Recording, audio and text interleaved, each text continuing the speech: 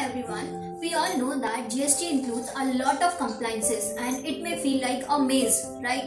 There are a lot of deadlines, paperwork and laws involved in it. So today I am going to talk about GSTR 9, which is somewhere a overlooked topic. Okay, so I will start with what is GSTR 9? Why GSTR 9 is filed and who are the persons who are required to file GSTR 9 and what are the mistakes or maybe some of the common misconceptions which are there for GSTR 9. जो सबसे पहली चीज़ आती है वो हमारे दिमाग में आती है कि GSTR 9 है क्या। तो GSTR 9 बेसिकली एक GST का एनुअल रिटर्न है जिसमें एनुअल रिटर्न में हम डालते हैं कि हमने थ्रू आउट द ईयर जो भी अपना GSTR 1 में एंड GSTR 2B में हमारा जो भी डेटा आया है वो करेक्ट है या नहीं है। एंड हम अपने GSTR 9 में डालते हैं कि अगर थ्रू आउट द ईयर कोई भी हमारा सेल्स और परचेज अंडर बुक्ड या ओवर बुक्ड होगा तो उस टाइम पे हम उसको रिकनसाइल कर सकते हैं। एंड अगर कोई भी लाइबिलिटी उस प्लेस पे आपको आता है तो आप उसको पे कर सकते हैं। एंड अगर आपने कोई भी टैक्सेस को ओवर पेड किया होगा तो आपको उसका रिफंड भी मिल सकता है। And now the second point comes कि किसको GSTR 9 फाइल करना कंपलसरी है। तो बेसिकली जिसका भी turnover in the financial year 2 crore से या उससे ज़्यादा होता है तो उसको GSTR 9 फाइल करना कंपलसरी होता है। एंड नाउ मैं आपको बताने वाली हूँ कि आप कैसे GSTR 9 फाइल कर सकते हैं अगर आपका टर्नओवर 2 करोड़ या उससे ज़्यादा हो रहा है।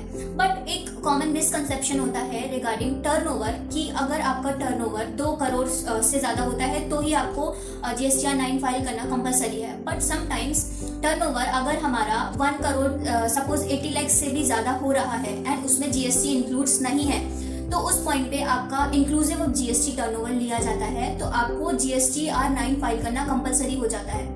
अभी हम बात करेंगे कि हम GSTR 9 कैसे फाइल कर सकते हैं। तो सबसे पहले आपके पास राइट इन्फॉर्मेशन होनी चाहिए। जो भी आपने आपके थ्रू आउट द ईयर आपके रिटर्न्स फाइल किए हुए हैं वो आपके पास इन्फॉर्मेशन होनी चाहिए जिसमें सबसे पहली चीज इंक्लूड होती है आपका सेल्स डेटा विच इज जो भी आपका फाइनेंशियल ईयर में R1 आपने फाइल किया हुआ है उसका डेटा आपको कोलेक्ट करना है सबसे पहले। सेकेंड चीज होती है आपका credit notes and debit notes. आपने जो भी क्रेडिट नोट या डेबिट नोट रेस किए हैं वो आपको कलेक्ट करने हैं। थर्ड चीज होती है कि आपने आपका जो भी ITC क्लेम किया हुआ है आपके जो भी परचेजेस हैं उसका डेटा आपको रखना है आपके पास।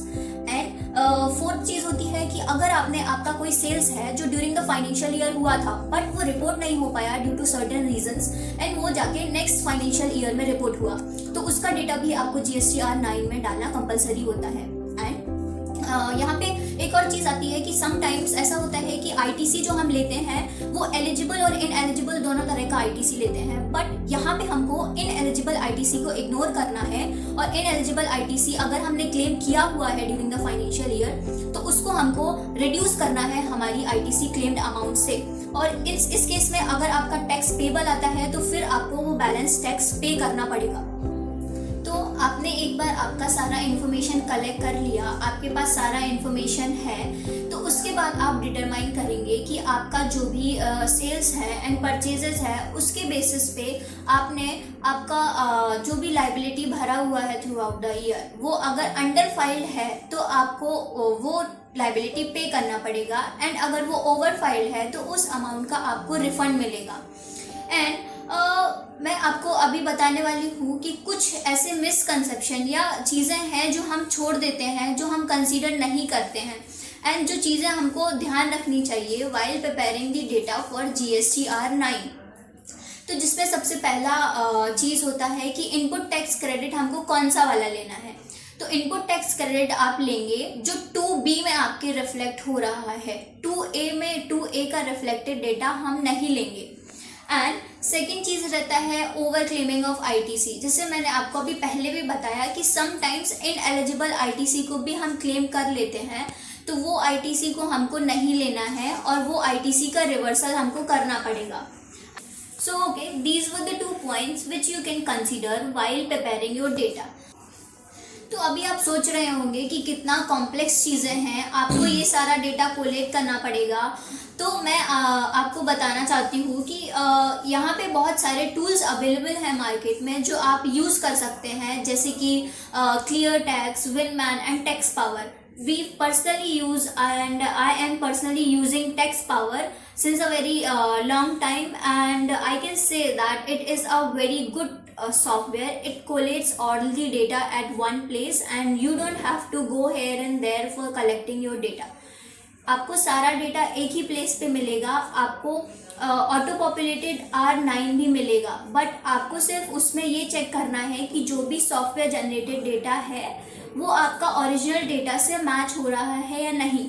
इफ़ कोई मिसमैचेस है तो आप ट्राई कीजिए उसको ढूंढने का कि क्या आपके मिसमैचेस हो रहे हैं, एंड सॉफ्टवेयर मोस्टली आपको करेक्टली जनरेटेड रिपोर्ट्स ही देता है. तो अभी हमारा कंक्लूजन मेनली यही है कि GSTR9 जिसको फाइल करना रहता है उसका टर्नओवर 2 करोड़ से ज़्यादा होना चाहिए, एंड उसका ड्यू डेट 31 दिसंबर है. अगर आप 31 दिसंबर तक आपका GSTR9 रिटर्न फाइल नहीं करते हैं तो आपको हैवी पेनल्टीज का बर्डन आ सकता है. डिपार्टमेंट बहुत ही स्ट्रिक्ट है कंप्लाइंसेस के मैटर्स में. एंड ऑल्सो एक यहाँ पे एक और पॉइंट आता है कि अगर आपका टर्नओवर 5 करोड़ या उससे ज़्यादा है तो आपको उस प्लेस पे GSTR9C भी फाइल करना कंपलसरी हो जाता है. विच मीन्स अगर आपका टर्नओवर 5 करोड़ से एक्सीड कर रहा है तो आपको GSTR9 and 9C which is the reconciliation statement आपको दोनों फाइल करना कंपलसरी है. तो अगर आपको इससे रिलेटेड कोई भी क्वेश्चंस है या फर्दर क्वेरीज है तो आप कमेंट बॉक्स में पूछ सकते हैं नीचे. And thank you so much for watching. I am Aarti Gupta and I am first year article in MGN and Associates.